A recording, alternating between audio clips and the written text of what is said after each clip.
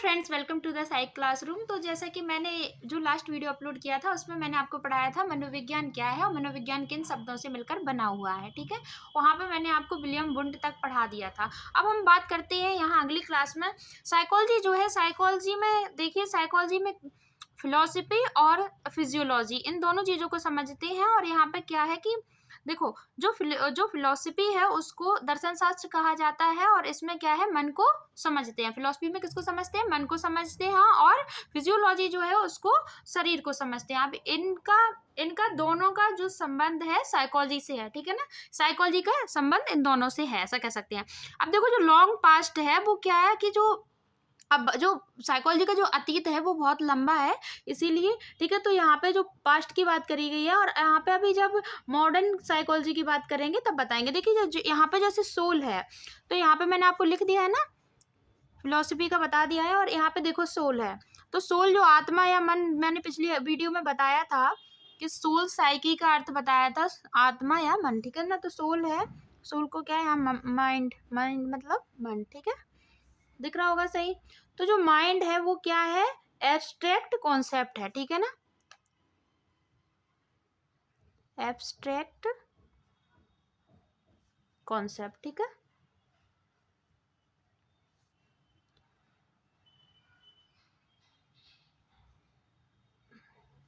क्या है? Abstract concept. अब यहाँ पे आप देखिए इसमें क्या क्या आता है माइंड में। तो माइंड में आता है आपके जो इंटेंशंस, मतलब आपके इरादे हैं, आपके थॉट, विचार, आपकी फीलिंग्स मतलब आपकी भावनाएं, और रेशनलिटी। तो देखिए, पहले इंटेंशंस लिखते हैं, हिंदी में लिखते हैं इरादे, विचार, भावनाएं,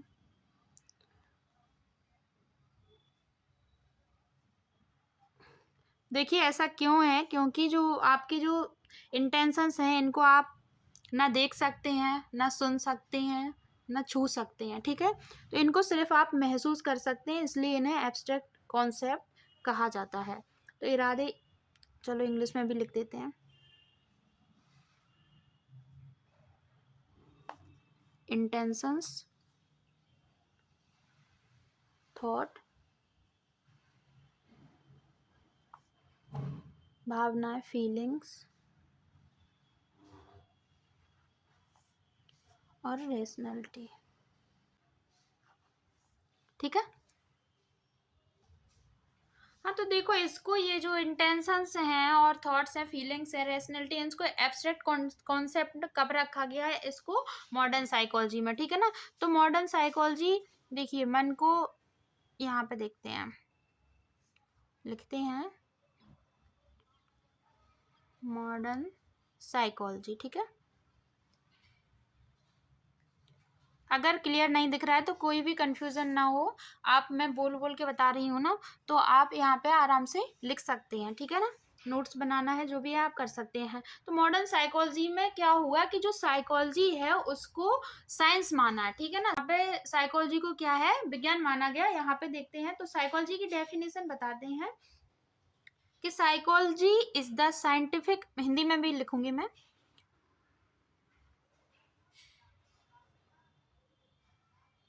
psychology is the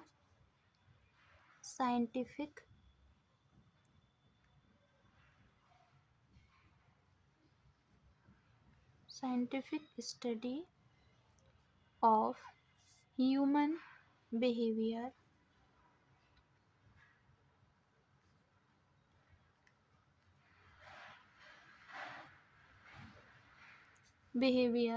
and cognitive process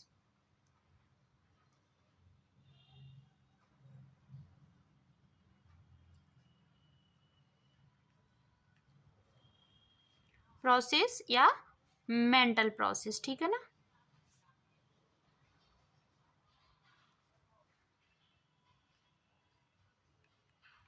देखिए यहाँ पे मैंने हिंदी में लिख दिया, मनोविज्ञान में मानसिक प्रक्रिया और व्यवहार का अध्ययन किया जाता है। ठीक है, तो यहाँ पे मैंने जैसे कि आपको बताया, जो सोल है जिसे आत्मा बोला जाता है, देखिए हिंदी लिख दूँ इसका, आत्मा, और माइंड का मतलब है मन। ठीक है, तो यहाँ पे मैंने बता दिया, और इसमें एब्स्ट्रैक्ट कॉन्सेप्ट बोले गए हैं कि नहीं, इंटेंशंस, थॉट, फीलिंग और रेशनलिटी। अब जैसा आपकी जैसे इंटेंशंस आपके इरादे होते हैं, और थॉट्स जो विचार, जैसे आपको कोई थॉट आता है कि किसी काम को करना चाहिए, ठीक है ना, ये भी एक थॉट है, और अगर किसी काम को नहीं करना चाहिए, ये भी एक थॉट है। तो आपके थॉट अलग अलग हो सकते हैं।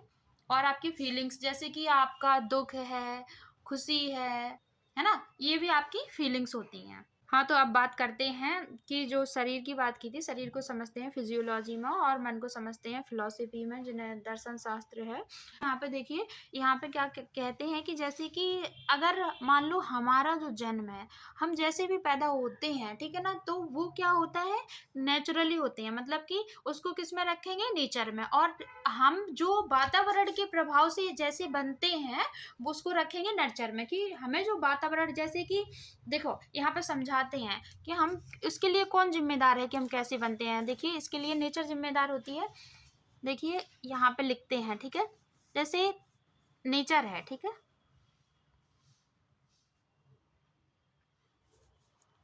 नेचर मतलब प्रकृति, ठीक है। अब यहाँ पे नेचर है, तो अब नेचर से यहाँ पे ऐसे देख सकते हैं, जैसे डीएनए है, डीएनए आपका क्या होता है, जेनेटिक होता है, मतलब आनुवांशिक, जेनेटिक्स होता है, ये कहते हैं आनुवांशिक, आनुवांशिक, ठीक है।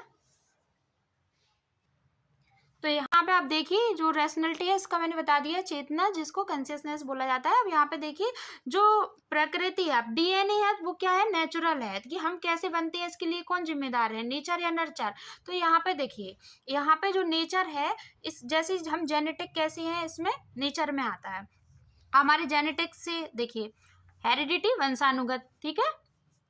अब जेनेटिक में क्या होता है, जेनेटिक में देखिए हम आपको बताते हैं, जो जेनेटिक है उसमें ये होता है कि हम कैसे दिखते हैं, जैसे हमारे नाक कान कैसे हैं। अब तो जी क्या होता है, हमारे जो माता पिता हैं, हमारे माता पिता की जैसे हम दिख सकते हैं, ठीक है। हमारी जो शारीरिक बनावट है वो अपने माता पिता से आती है, ठीक है। और जैसे कान कैसे हैं, किसी के हेयर कर्ली होते हैं, किसी के स्ट्रेट होते हैं, तो वो जेनेटिक्स होता है। किसी के माता पिता, जैसे कोई मोटा होता है, कोई पतले होते हैं, तो आपकी जो भी शारीरिक बनावट है, जिस भी तरह की है, तो आपको मम्मी पापा से या आपके दादा दादी की तरफ से मिलती है, ठीक है। ये होता है आपका जीन, मतलब जेनेटिक होता है। अब ये आनुवंशिक होता है, ठीक है। अब आते हैं नर्चर पर। तो नर्चर में क्या होता है,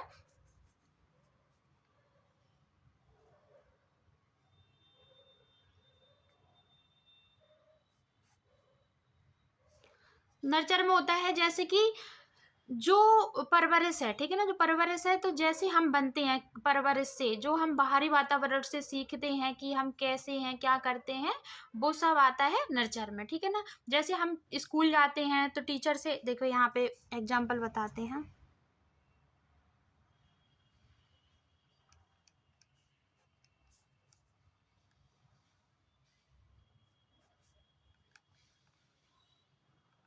विद्यालय से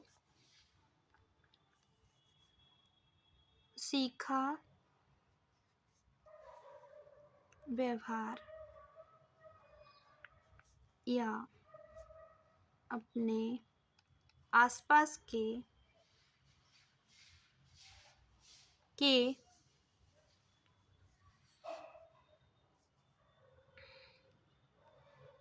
लोगों से सीखा व्यवहार, ठीक है ना। तो आपके जो आसपास के लोग हैं, उनसे आप जो सीखते हैं, आपके मम्मी पापा है जो सिखाते हैं, और आपसे उनसे आपकी जो परवरिश होती है, आप बाहरी दुनिया से में कैसे बनते हैं, वो डिपेंड करता है। तो यहाँ पे अब हम बात करेंगे, देखिए जो हमने आपको यहाँ बता दिया नेचर और नर्चर में। देखिए यहाँ पे बताते हैं कि जो अतीत से मॉडर्न मतलब आधुनिक तक आया है, मनोविज्ञान को लाया गया है, तो क्या मनोविज्ञान को मॉडर्न में क्या माना गया है, एक साइंस माना गया है, ठीक है ना। तो यहाँ पे देखिए, जो साइंस है, अब साइंस में तो जब आप किसी चीज को साइंस मानते हैं, तो हर चीज को क्रम से कार्य करते हैं। अगर आप क्रम से नहीं करेंगे तो उसे साइंस नहीं माना जाएगा, ठीक है ना। तो साइंस के अपने क्रम होते हैं। देखिए, तो मनोविज्ञान भी एक साइंस है। अब मनोविज्ञान देखो यहाँ पे लिखते हैं,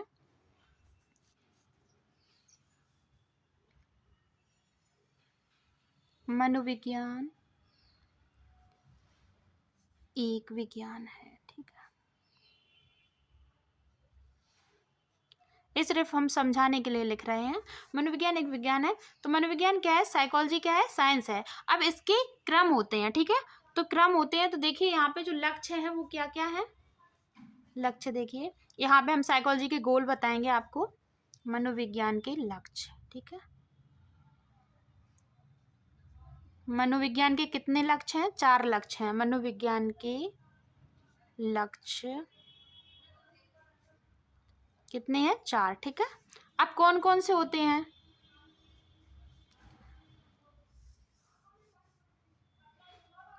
देखिए यहाँ पे लिखते हैं। तो यहाँ पे मनोविज्ञान के 4 लक्ष्य की बात करते हैं। पहला है आपका डिस्क्रिप्शन, देखिए लिखते हैं DE, डिस्क्रिप्शन। आपका दूसरा है एक्सप्लेनेशन,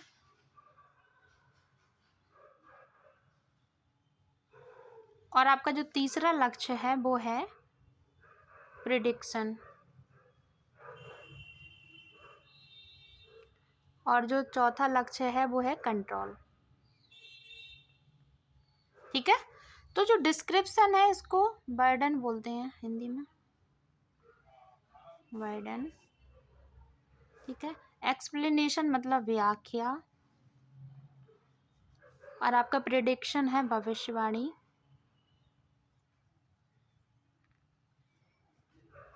और आपका कंट्रोल है नियंत्रण, ओके। तो यहाँ पे जो नियंत्रण है, अब हम आपको बताते हैं कि यहाँ पे जो साइंस तो है, लेकिन मनोविज्ञान में क्या है कि इंसान के व्यवहार का अध्ययन किया जाता है। और यहाँ पे कुछ टाइम पर दे देगी सभी जीवों के व्यवहार का अध्ययन किया जाता है, नहीं, जो जीव हैं, जो एनिमल है, उनके व्यवहार का अध्ययन किया जाता है, उसे कहते हैं इथोलॉजी, वो एक अलग है, ठीक है ना। तो वहाँ पे प्रॉपरली उनके वातावरण में, जो उनका नेचुरल एनवायरनमेंट है, प्राकृतिक वातावरण में उनका व्यवहार किया जाता है एनिमल का, जिसे कहा जाता है, क्या कहा जाता है, इथोलॉजी, ठीक है ना। तो यहाँ पे अब बात करते हैं, ये तो क्रम आ गया। अब इस क्रम से आप देख सकते हैं कि मानव व्यवहार या किसी का भी जब अपन अध्ययन करते हैं, अब इसके क्या लक्ष्य हैं, 4 लक्ष्य हैं। तो 4 लक्ष्य क्या क्या है, पहले डिस्क्रिप्शन, एक्सप्लेनेशन, प्रेडिक्शन, कंट्रोल। मतलब पहले वर्णन करना है, फिर आपको व्याख्या करना है, फिर भविष्यवाणी करना है, तब आपको नियंत्रण करना है, ठीक है। तो इसके अब आप देखिए क्या करते हैं, जैसे डिस्क्रिप्शन में क्या होता है कि किसी के व्यवहार को देखते हैं, फिर समझते हैं। जैसे कि किसी को गुस्सा आता है तो वे क्या करते हैं, वे ज़्यादा खाते हैं। तो ऐसे ही प्रकार से अलग अलग लोगों का अलग अलग व्यवहार होता है, ठीक है ना। तो किसी को गुस्सा आता है, कोई मारपीट करता है, किसी को गुस्सा आता है, कोई किसी सामान की तोड़ फोड़ करता है, इस तरह की चीज़ों को करते हैं अपने व्यवहार में। अब एक्सप्लेनेशन में क्या होता है कि व्यवहार को समझना होता है, फिर क्या होता है, व्यवहार को समझना होता है। अगर उसका कोई संदर्भ नहीं है ना, तो उसका कोई मतलब नहीं रहेगा। जैसे कि अब किसी व्यक्ति ने कोई व्यवहार किया, अगर उसे ज़्यादा गुस्सा आया, ठीक है, ज़्यादा गुस्सा आया, और वो अगर वो ऑफिस से घर आया और उसे गुस्सा आया, ऑफिस में अगर बॉस है उससे कोई झगड़ा हुआ किसी बात को लेके, और उसका जो फ्रस्ट्रेशन है, अब प्रिडिक्शन में क्या होगा, तो जब वो क्या करता है, वो आके घर पे आके गुस्सा करता है, अपनी वाइफ से आके लड़ाई करता है। तो जब उन दोनों के बीच झगड़ा होता है, क्या हुआ कि बेवजह, वाइफ की तो कोई गलती नहीं होती है, लेकिन एक्चुअली में क्या होता है कि आपका जो गुस्सा होता है, ऑफिस से जो फ्रस्ट्रेट होके आता है, वो तो क्या करता है, अपनी वाइफ से लड़ाई करता है। तो यहाँ पे क्या होता है, डिस्क्रिप्शन में होता है आप किसी के व्यवहार को देखते हैं, और एक्सप्लेनेशन में आप व्यवहार को समझते हैं, ठीक है ना। और जो प्रिडिक्शन है, प्रिडिक्शन में आप समझ जाते हैं कि अगर ये रोज रोज कोई व्यक्ति अगर रोज आके डेली अपनी वाइफ से लड़ाई कर रहा है फ्रस्ट्रेशन की वजह से ऑफिस के, तो क्या करेंगे, तो जो प्रिडिक्शन है, तो अपन अगली बार समझ जाएंगे कि हाँ, अगर ये डेली लड़ाई करता है तो आज भी कर ही सकता है। उसका जो व्यवहार है, अगली बार से आप समझ सकते हैं कि ये लड़ाई कर सकता है, पूरी संभावना है। तो आपने ये प्रिडिक्शन, जब हम किसी व्यक्ति को अलग अलग स्थितियों में लोगों के व्यवहार को देखते हैं ना, ठीक है ना, तो क्या करते हैं, वो ऑब्जर्व करते हैं, तो अगली बार वह कैसा व्यवहार करेगा इसका अनुमान भी लगा लेते हैं। अब कंट्रोल कैसे करते हैं, कंट्रोल की बात करते हैं। तो कंट्रोल में क्या होता है कि इस व्यवहार को बदला जा सकता है फैमिली थेरेपी के थ्रू, मैरिटल थेरेपी के थ्रू, या कपल थेरेपी के थ्रू। अब जैसे जो मैंने लड़ाई की बात करी है, वो ऐसा जरूरी नहीं है कि वाइफ से ही हो, फैमिली मेंबर जैसे कभी कभी कोई बच्चा है जो जॉब करता है, फ्रस्ट्रेट होके आता है, कभी अपने मम्मी पापा पे गुस्सा कर देता है, इस तरह का जो भी व्यवहार होता है उनके लिए। इसलिए इसमें क्या होता है कि फैमिली थेरेपी कंट्रोल करने के लिए फैमिली थेरेपी कर सकते हैं, मैरिटल थेरेपी कर सकते हैं और कपल थेरेपी कर सकते हैं। ठीक है, अब बात आती है व्यवहार की। तो यहाँ पे चलो व्यवहार की बात करते हैं। बिहेवियर,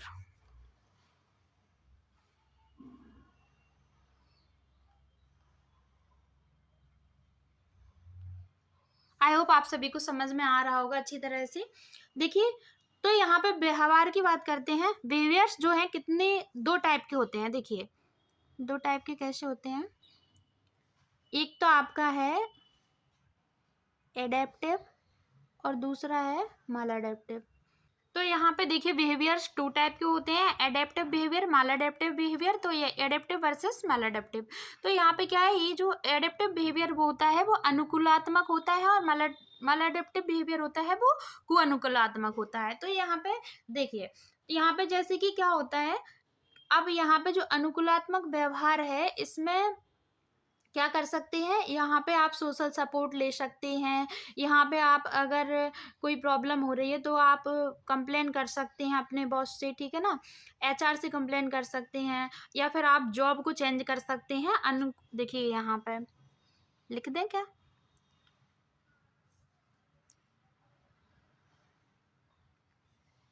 चेंज जॉब, ठीक है, और यहाँ पे complain to HR.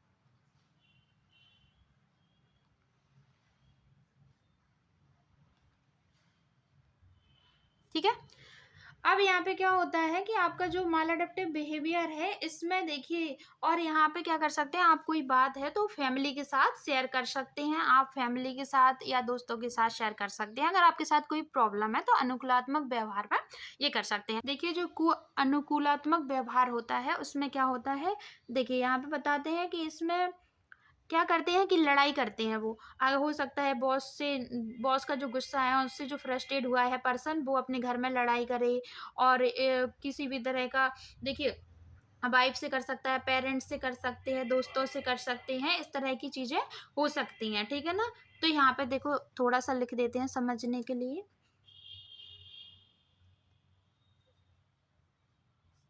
Fight with wife या पेरेंट्स, ठीक है ना,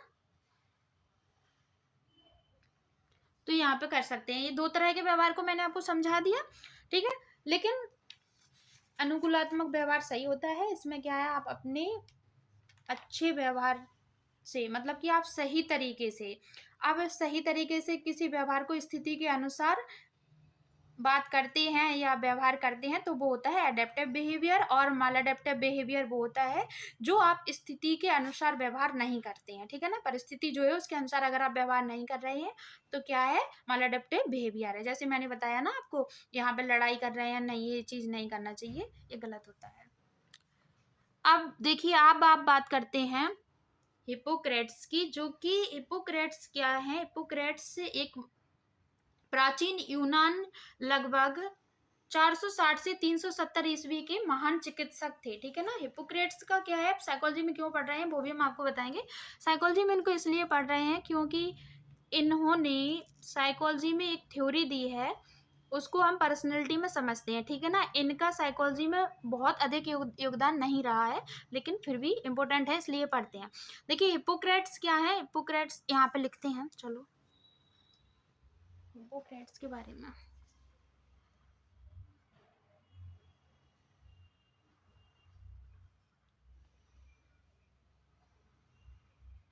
हिपोक्रेट्स, ठीक है, तो थोड़ा सा लिखते हैं इनके बारे में। हिपोक्रेट्स क्या थे, महान चिकित्सक भी थे। ठीक है ना, हिपोक्रेट्स प्राचीन यूनान, लगभग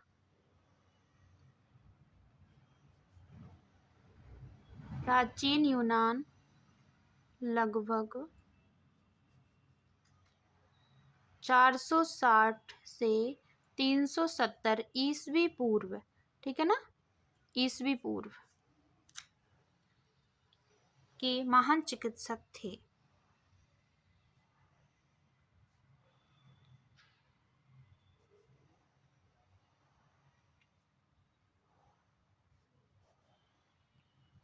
ये क्या थे, महान चिकित्सक थे, इन्हें चिकित्सा विज्ञान का जनक कहा जाता है। इन्हें चिकित्सा विज्ञान का जनक कहा जाता है, ठीक है ना।